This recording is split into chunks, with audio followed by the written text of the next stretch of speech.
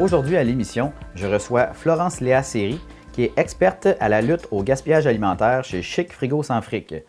Bonjour Madame Seri. Bonjour. Ça va bien? Oui, merci vous. Oui, bien sûr. Vous avez sorti un livre récemment qui s'appelle Défi zéro gaspille. Pouvez-vous m'en parler un peu? Oui, certainement. Donc, c'est un petit guide pratique qui va vous aider à revoir vos habitudes dans votre cuisine pour être capable de réduire votre gaspillage alimentaire. Donc, en gros, c'est séparé par zone de conservation. Donc, le comptoir, le frigo, le garde-manger et le congélateur.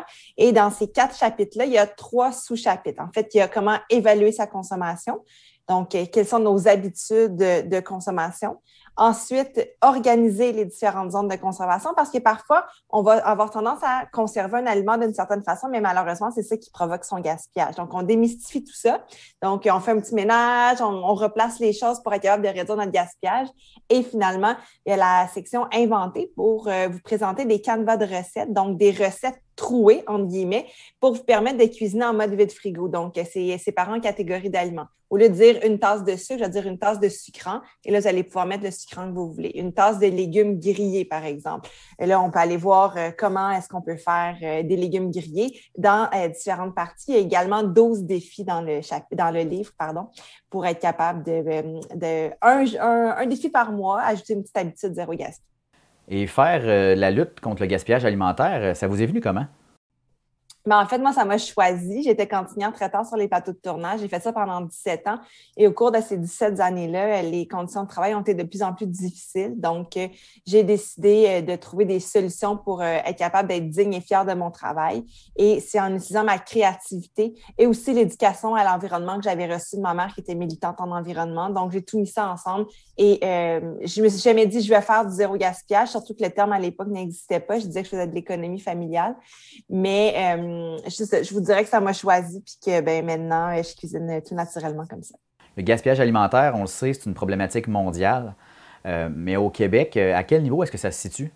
En fait, au Québec, comme partout dans le monde, on estime que environ le tiers, des fois même jusque le 40 de ce qui est cultivé dans le monde est gaspillé. Donc, c'est quand même énorme au niveau du volume. Mais au Québec et au Canada, 63 des résidus domestiques auraient pu être évités. Donc, c'est énorme. Et les techniques qu'on retrouve dans le livre, en fait, dans chacune des parties, pouvez-vous m'expliquer d'abord la première partie du livre? Bien, au début, on incite les gens à faire un autodiagnostic parce qu'on est tellement désensibilisé au gaspillage alimentaire qu'on ne se rend même plus compte qu'on gaspille. On a l'impression que jeter de la nourriture, c'est pas du gaspillage alimentaire. Donc, je présente l'autodiagnostic pour que on puisse vraiment évaluer un jour à la fois pendant un mois ce qu'on a tendance à gaspiller, à acheter, jeter régulièrement pour qu'après ça, on puisse créer nos bonnes pratiques. Donc, ça commence comme ça. Puis après, on va vraiment revoir notre organisation. Donc, vraiment tout sortir de notre zone de conservation, nettoyer et remettre avec des petites subtilités, mais qui vont avoir un impact majeur et sur notre organisation de la cuisine, notre façon de cuisiner, mais aussi sur l'environnement. Et vous, de façon concrète, au quotidien, vos pratiques ressemblent à quoi? En fait, j'applique tout ce que j'écris dans le livre, mais je ne prétends pas avoir 100% de zéro gaspillage. Donc, je fais mon mieux et ça m'arrive encore de gaspiller. C'est juste que j'essaie de réduire le gaspillage au maximum. Le gaspillage alimentaire, est-ce que ça se retrouve plus vers un aliment plus qu'un autre? Bien, ça varie en fait. C'est sûr qu'il y a des aliments qu'on gaspille le plus, comme les herbes fraîches, les produits laitiers, et ainsi de suite. Mais tous les aliments sont gaspillés, tous les types d'aliments sont gaspillés également. Je vous dirais que la viande l'est peut-être un petit peu moins parce que, bon, probablement, ça coûte plus cher, puis probablement aussi que c'est à cause de la notion de vie qu'il y a derrière, donc on est peut-être un petit peu plus sensible à ça. Mais tous les types d'aliments, malheureusement, sont gaspillés.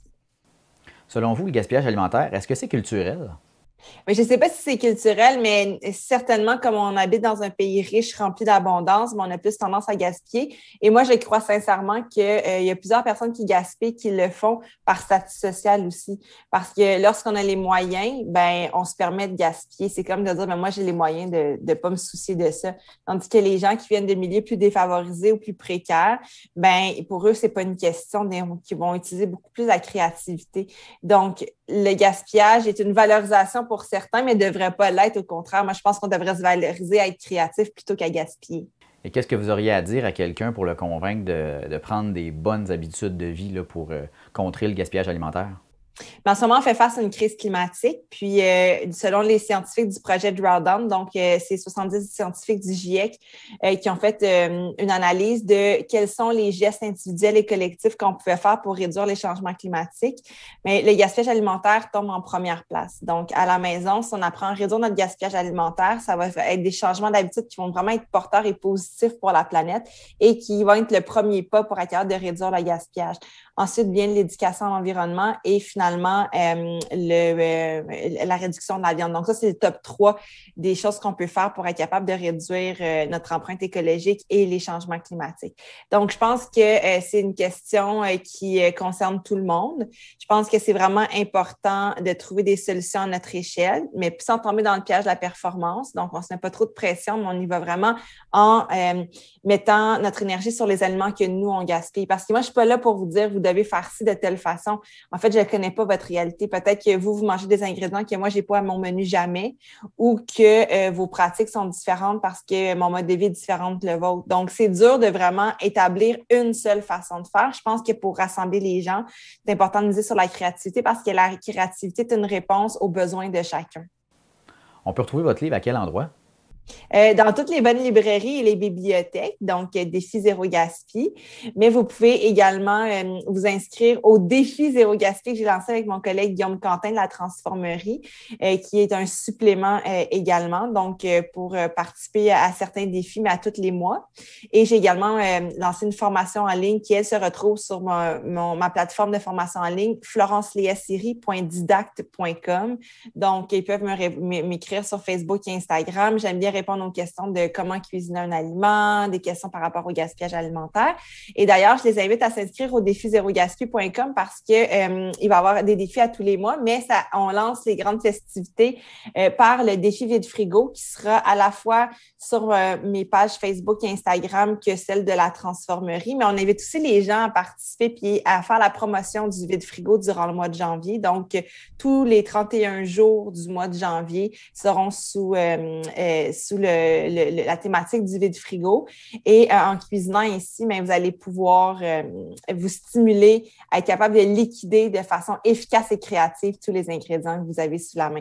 Donc, ça ne veut pas dire que vous n'irez plus à l'épicerie, mais simplement, vous allez moins aller et pour acheter l'essentiel. Florence Léa-Siri, vous êtes experte de la lutte au gaspillage alimentaire chez Chic Frigo Sans Fric. Merci beaucoup. Bien, merci à vous. Ça a été un plaisir.